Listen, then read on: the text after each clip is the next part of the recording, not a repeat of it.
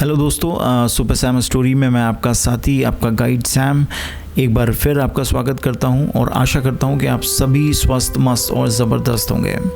दोस्तों, आज हम बात कर रहे हैं 4 अगस्त की शाम को लेबनान की राजधानी में हुए बम विस्फोट की, जिसने पूरे शहर को खंडहर में तब्दील कर दिया। पहले से ही मुश्किल झेल रहे लेबनान के लिए ये घटना बहुत बड़ी तबाही का कारण बन गई है। राजधानी बेरूत के बंदरगाह पर हुए धमाके ने पूरे शहर को मलबे में तब्दील कर दिया है। वहीं देश की ऐसी स्थिति में पहुंचा दिया है जहां से वापस लौटने में कई बरस लग जाएंगे। विस्फोट इतना भयानक था कि बेरूत का 10 किलोमीटर का इलाका पूरी तरीके से तबाह हो गया है। रेड क्रॉस टीम का कहना है कि हर तरफ क्षतिग्रस्त वाहनों और इमारतों का मलबा पड़ा हुआ है। इस धमाके ने पहले से ही आर्थिक संकट से परेशान लेबनान को सदमे में पहुंचा दिया है। लेबनान की चौपट अर्थव्यवस्था अब कोमा में जाने वाली है और सड़कों पर सरकार के खिलाफ लोग विरोध कर रहे हैं। लेबनान सन 1975 से 1990 तक चले गृह युद्ध के बाद से ही सबसे बड़े आर्थिक संकट से जूझ रहा है। ऐसे में इस विस्फोट ने मानो आग में घी का काम किया है। इस धमाके में 140 से ज़्यादा लोगों की जान जा चुकी है और 5000 से ज़्यादा लोग घायल हैं। पहली नज़र में यह लगता है कि यह दुर्घटना है, आतंकवादी कार्रवाई नहीं, लेकिन किसी भी बात को खारिज नहीं किया जा सकता। राष्ट्रपति मिशन ऑन मानते हैं कि बाहरी रॉकेट या बम भी विस्फोट का कारण हो सकते हैं। असली कारण का पता जांच से ही लगेगा। राष्ट्रपति ने मामले की अंतर्राष्ट्रीय जांच की मांग को खारिज कर दिया है। उन्होंने कहा है कि स्थानीय प्रशासन इस बात की जांच जरूर करेगा कि विस्फोट के पीछे कोई बाहरी हाथ तो नहीं है। सरकार 3 संभावनाओं पर जांच कर रही है: लापरवाही, दुर्घटना या रॉकेट या बम या कोई बाहरी हस्तक्षेप। लगता यह भी है कि वह देश की लाल फीताशाही और गैर जिम्मेदार प्रशासन की तरफ से ध्यान हटाने के लिए भी ऐसा बोल रहे हैं। सरकार का समर्थन करने वाले ईरान समर्थक हिजबुल्लाह ने धमाके में अपना हाथ होने से इनकार किया है। समूह ने कहा है कि बंदरगाह हमारे नियंत्रण में नहीं है और हमने वहां कोई हथियार या गोला बारूद जमा नहीं किया है। यह शहर अतीत में कई तरह की सांप्रदायिक और आतंकवादी हिंसा का शिकार होता रहा है, इसलिए इसे लेकर इतने कयास हैं। धमाका उस जगह के काफ़ी पास हुआ है जहां 2005 में पूर्व प्रधानमंत्री रफ़ीक हरीरी कार बम धमाके में मारे गए थे। इस मामले में 4 अभियुक्तों के खिलाफ नीदरलैंड की विशेष अदालत में मुकदमा चल रहा है, जिसका फैसला 7 अगस्त को आना था। अब उसे 18 अगस्त तक के लिए टाल दिया गया है। पहली नज़र में लगता नहीं है कि इस मामले का विस्फोट से कोई संबंध है, पर जांच की सभी संभावनाओं पर विचार किया जा रहा है। यह विस्फोट इतना भयानक था कि यह 250 किलोमीटर दूर साइप्रस तक सुनाई पड़ा। विस्फोट के बाद धुएं का गुबार उसी तरह उठा जैसे परमाणु विस्फोट के बाद उठने वाला मशरूम होता है। धमाके के बाद ज़बरदस्त ऊंचाई तक धुआं उठा और 9 किलोमीटर दूर बेरूत अंतर्राष्ट्रीय हवाई अड्डे के पैसेंजर टर्मिनल में शीशे टूट गए। इससे इसकी तीव्रता का अंदाज़ा होता है। अमेरिका के जियोलॉजिकल सर्वे के भूगर्भ वैज्ञानिकों के मुताबिक धमाका 3.3 तीव्रता के भूकंप जैसा था। शुरुआती पड़ताल के अनुसार शहर के वाटर फ्रंट के वेयरहाउस हैंगर 12 में पहले आग लगी, जिसे वहां रखे अमोनियम नाइट्रेट ने पकड़ लिया। यह बड़ी मात्रा में वहां पिछले 6 साल से रखा हुआ था। अमोनियम नाइट्रेट एक तीव्र विस्फोटक है जिसका इस्तेमाल आमतौर पर नाइट्रोजन के स्रोत के रूप में उर्वरक में होता है। इसे अमोनिया और नाइट्रिक एसिड की प्रतिक्रिया से तैयार किया जाता है।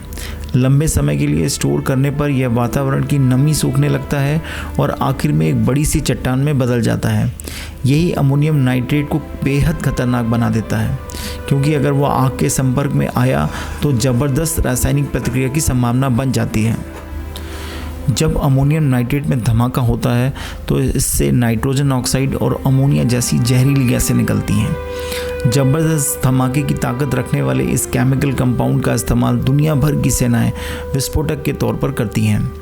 खनन उद्योग के लिए विस्फोटक तैयार करने में भी इसका इस्तेमाल किया जाता है और आतंकवादी गिरोह भी इसका इस्तेमाल करते रहते हैं।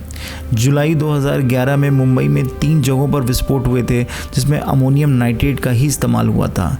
अमेरिका में फरवरी 1993 में न्यूयॉर्क वर्ल्ड ट्रेड सेंटर को उड़ाने की कोशिश करने वालों ने भी अमोनियम नाइट्रेट का ही इस्तेमाल किया था। उसके बाद से अमेरिका, कनाडा और अन्य पश्चिमी देशों ने ऐसा नेटवर्क बनाया कि कहीं भी अमोनियम नाइट्रेट की अस्वाभाविक खरीद होती थी तो उन्हें अलर्ट मिल जाता था। इसके बावजूद साल 1995 में अमेरिका के ओक्लाहोमा शहर में हुए विस्फोटों में भी इस रसायन का इस्तेमाल हुआ था। उस विस्फोट में 168 व्यक्तियों की मौत हुई थी। अमेरिका के इतिहास में 9/11 के आतंकी हमलों के पहले ये सबसे भयानक आतंकी हमला था। सन 1921 में जर्मनी के ओप्पाऊ शहर में अमोनियम नाइट्रेट के कारण एक कारखाने में धमाका हुआ था। उस वक्त अमोनियम नाइट्रेट की मात्रा 4,500 टन थी और दुर्घटना में 500 से ज़्यादा लोग मारे गए थे। हालांकि विस्फोट के स्रोत का पता लग जाने के बाद भी ये सवाल अभी भी बना हुआ है कि ये कोई दुर्घटना थी या साजिश। ये बात खुली जानकारी में थी कि यहाँ अमोनियम नाइट्रेट भारी मात्रा में रखा हुआ है। ये रसायन एक मोल्डेवियन कार्गो शिप MV रोसूस से 2013 में बेरूत पोर्ट पहुँचा था। जॉर्जिया से मोजाम्बिक जाते समय इस जहाज़ में कोई तकनीकी समस्या आ गई थी, जिस कारण इसे बेरूत पोर्ट पर रुकना पड़ा था। इस जहाज़ में 2,750 टन अमोनियम नाइट्रेट था, जिसे इस शिप के ओनर ने बेरूत में ही पड़ा रहने दिया और स्थानीय अधिकारियों ने उसे बगैर सोचे समझे वहां के वेयर हाउस में रखवा दिया। इस विस्फोट से लेबनान को कई तरीके के धक्के एक साथ लगे हैं। एक तो कोरोना वायरस के कारण देश की अर्थव्यवस्था पहले से ही धक्के खा रही थी। अब लाखों लोगों के पुनर्वास की समस्या सामने आकर खड़ी हो गई है। तमाम वित्तीय और बैंकिंग संस्थाएं इससे प्रभावित हुई हैं। देश का बड़ा खाद्य भंडार भी इस विस्फोट में तबाह हो गया है। अब इस देश के पास केवल 1 महीने का अनाज बचा है। शहर की बिजली पानी की सप्लाई ठप हो गई है और उसे ठीक कर पाना आसान नहीं है। माना जा रहा है कि इस साल लेबनान की अर्थव्यवस्था 12% संकुचित हो जाएगी। हादसे ने सरकार की दिक्कतें बढ़ा दी हैं। देश में पिछले 1 साल से जनता भ्रष्टाचार और आर्थिक संकट के विरोध में आंदोलन चला रही है। अब इस विस्फोट के बाद आंदोलन का रुख बदल गया है और लोग सवाल पूछ रहे हैं कि हादसे का जिम्मेदार कौन है। पिछले 6-7 साल में कम से कम 6 बार अधिकारियों ने सरकार से पूछा था कि इस रसायन का क्या किया जाए। कहा जा रहा है कि सरकार की बेरुखी इस हादसे की सबसे बड़ी वजह है। 6 महीने पहले एक टीम ने जांच के बाद कहा था कि अगर इस अमोनियम नाइट्रेट को नहीं हटाया गया तो पूरा बेरूत तबाह हो जाएगा। शायद अपने दोष को छिपाने के लिए सरकार इसके पीछे बड़े कारण खोज रही है। दोस्तों, आज के लिए बस इतना ही। इस सफ़र में मेरा हम सफ़र बनने के लिए आप सभी का बहुत बहुत धन्यवाद। अब अपने इस दोस्त सैम को इजाज़त दीजिए। फिर मिलेंगे एक हैरान कर देने वाली रोमांचक कहानी के साथ।